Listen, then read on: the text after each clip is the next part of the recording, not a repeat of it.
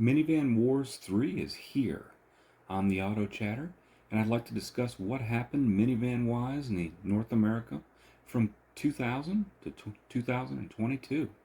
22 years in one video, you say? Well, as we will see, minivan popularity declined a bit due to rising sales of other vehicle types, and a lot of contenders disappeared. It doesn't mean I won't have a lot to chat about, though. As always, facts will be given, opinions and speculation too. Please take a moment to like and subscribe, as it helps me a lot. Comments are also quite welcome. Now let's begin right after Y2K. We didn't die. Yeah! Who to start with? How about the Chrysler vans since they were still on top? For 2001, they got a redesign. It was certainly evolutionary styling-wise, keeping up with the same basic shape that came out for 96. They were about the same size as before. Power improved even more with a new 3.8 liter V6 giving you 200 horsepower. Nothing crazy horsepower-wise by this time. Power sliding doors and a power rear hatch were options for these. You could do those functions with the key fob too. All-wheel drive was still available in the fancier models. 2000 was the last year you could buy a Plymouth Voyager, as the Plymouth brand was killed off.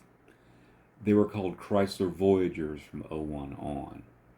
Probably the biggest innovation from these vans was the optional stow-and-go system. The second and third row seats could be folded into compartments below the main floor. No more storing any seats in the garage. You could still get these in long or short body lengths. This body style lasted until 2008 model. Minivans overall pretty much peaked around the 2000 model year, and sales number wise never really recovered to the levels they were. The redesign for 2008 Caravan sold over 100,000 less vehicles than what they did back in 2002, and is the end of the line for these Caravans eventually. So here's the final Caravan, or actually Grand Caravan. The long wheelbase ones were the only option, sort of.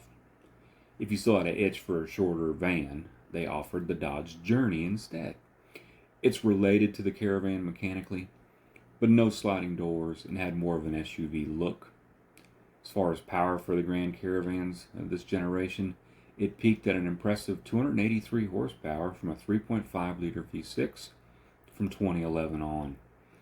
Four cylinders were no longer a thing on the Grand Caravan. Stow and go remained, and added swivel and go for 2008 as an option. Oh, what's that?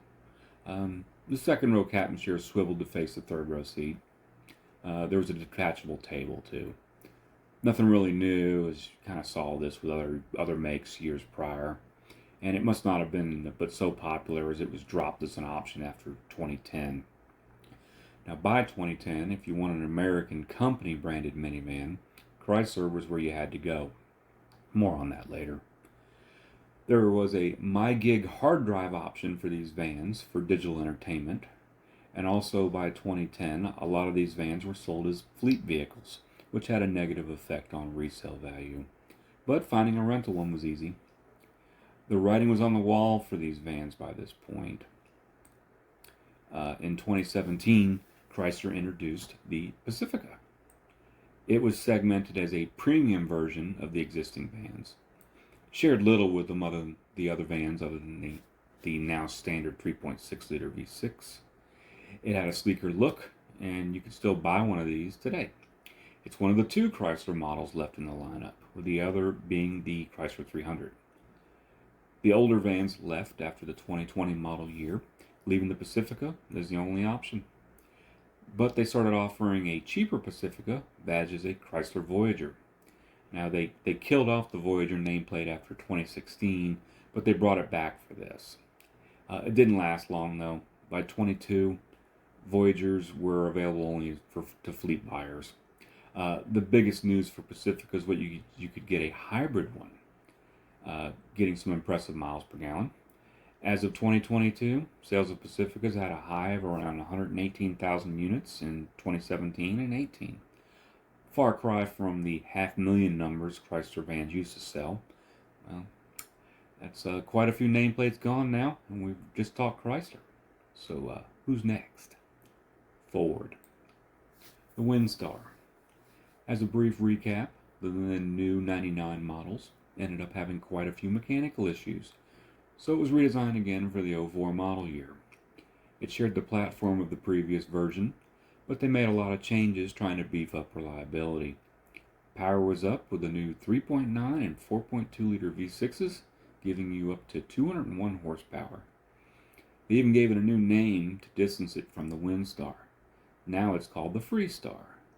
There was a Mercury version too called the Monterey, a long retired name they used on a car until 1974. Dual doors were standard finally.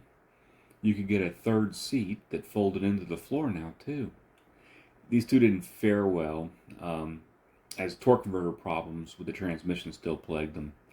'04 and '05 models had a recall to replace them, and these vans died after the 2007 model year. Sales peaked in '04 with about 100,000 sold, but dropped like a stone after that.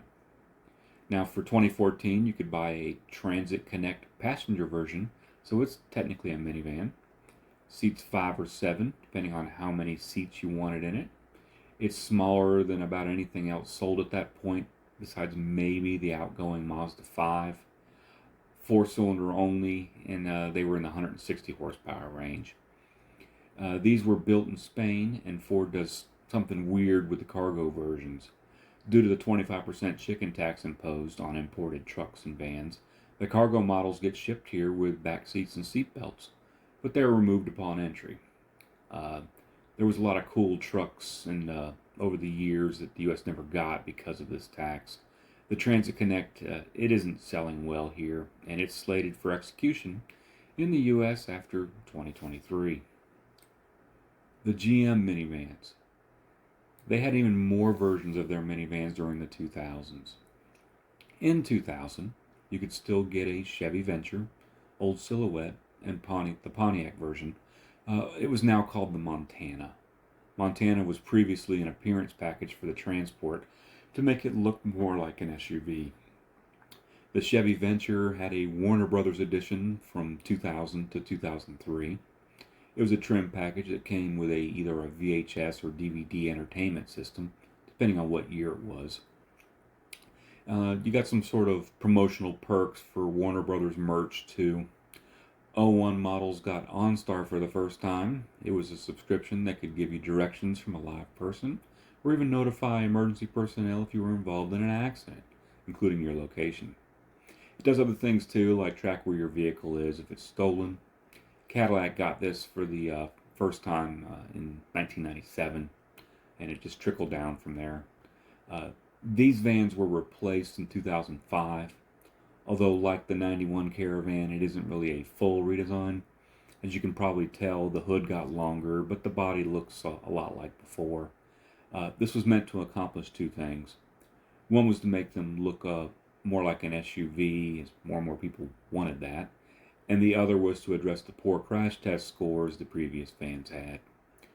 Now for '05, GM gave pretty much every nameplate they had a version of these. Chevy Venture is now Uplander. Pontiac was still Montana, but with SV6 behind it. So now it's referred to as the Montana SV6. Oldsmobile bit the dust after 2004, so no more Silhouette. Buick now had one called the Terraza, and finally Saturn got the Relay. Horsepower at its peak with these got to around 240. They still had all-wheel drive available briefly, but it was eventually dropped towards the end. These vans didn't make a splash. They all died after 2008. Pontiac and Saturn died a year later. Oh, I almost forgot. The truck-like Chevy Astro and GMC Safari were killed off after the '05 model year. Both were largely unchanged for years by this point, and they had a good 20-year run. Nissan Quest. The Quest and the Mercury Villager soldiered on largely unchanged from '99 to 2002, other than a mild facelift. In 2001, Ford and Nissan decided not to continue their partnership, so after 2 generations, that was done. Mercury eventually got a rebadged Ford Freestar, already discussed, called the Monterey, and Nissan was working on their first all in-house Quest model. There was no '03 Quest, as this big boy debuted for the '04 model year. It was again built off the Maxima platform and shared powertrains. Technically, it was the Ultimus platform too by then. Power was up. This Quest got the VQ V6 engine with 240 horsepower. Interior space was also way up. The third row seat disappeared into the floor, and the second row seats almost did, making it a cargo van in a pinch. You could get one of these with a cool moonroof feature with fixed glass panels. The dashboard on the earlier ones was kind of odd though. It had center-mounted gauges. Normally when you see this, it's to allow automakers to build left and right-hand versions cheaper. But this thing was designed for North America. The '04 to '06 models had it. The earlier ones had quite a few little interior trim bits and other little small bits, problems. So in '07 they did a lot of revision. The most notable was the redesigned dash for the '07 and a new front grille. Gauges were back where they belong. My wife and mother-in-law had an '07 and '09 Quest respectively. They were not large sellers, but those vans served us and my mother-in-law very well. My mother-in-law's had over 250,000 miles last she was told by the new owner, and my wife's traveled over 170,000 miles before it was reluctantly traded in. And I do mean reluctantly by her. She loved that thing. Who knows how many miles are on our old van now. But I can't track the van down, or my wife would try to buy it back. This Model Quest lasted until the 2010 redesign. The 2010 was a little different. It was kind of a throwback in a way. A minivan designed for another market, but was brought here. Like what Nissan did back in the 80s. It was a Nissan Elgrand in Japan, and this was the only Quest that was built over there too. Power crept up a bit to 260 horses, and it got a CVT transmission. The crash tests were not good with these though, like the previous one, and sales were weak with this Quest, and it died after 2016 for non-fleet buyers. Mazda MPV. I cheated a bit with this one, as it technically came out for the '99 model year. Dual doors with windows that rolled down, front-wheel drive, and it had a Ford-sourced V6.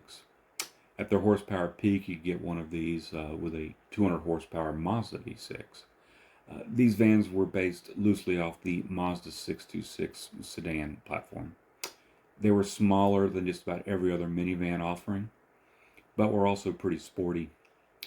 They ran until being replaced by the 2005 Mazda 5, where everyone else seemed to be going bigger and bigger with their vans with every generation.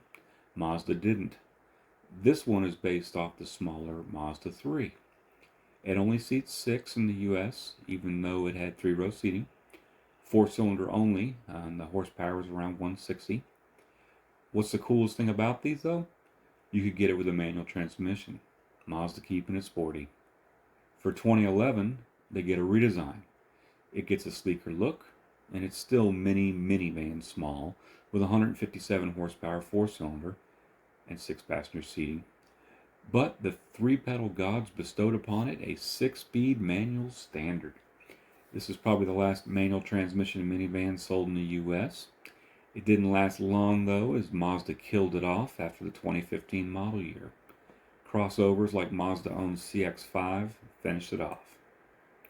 Hyundai and Kia. Why together? Because Hyundai owns Kia.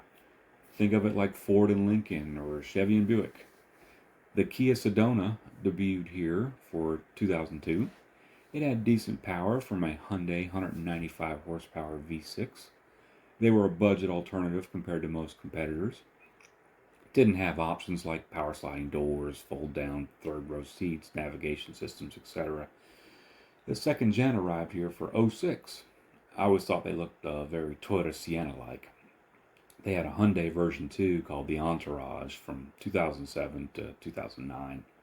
The Kia version was dropped after 2012 but came back for 2014. The all-new 2014 Sedona arrived packing 276 horsepower. No Hyundai version came back. This one they made all the way up to the 21 model year. For 22, an all-new one called the Carnival debuts. That happens to be the name these were called in South Korea and other markets since the 90s. 290 horsepower standard and interesting styling. Very SUV-like, but still a minivan. So this is one of the fewer minivans still alive in 2022. Mercedes-Benz. Yeah, they sell a minivan and it's been here since 2015. Think of it as a civilian version of the workhorse Sprinter vans.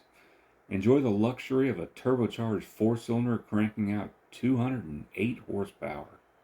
Doug DeMuro trashed one of these better than I ever could. The price you pay for something lacking some features minivans had over 25 years ago, like folding third-row seats, is amusing to say the least. 1990s horsepower and in many cases 1990s features in 2022. Its last year here is 2023, so mark that on your calendar. Volkswagen.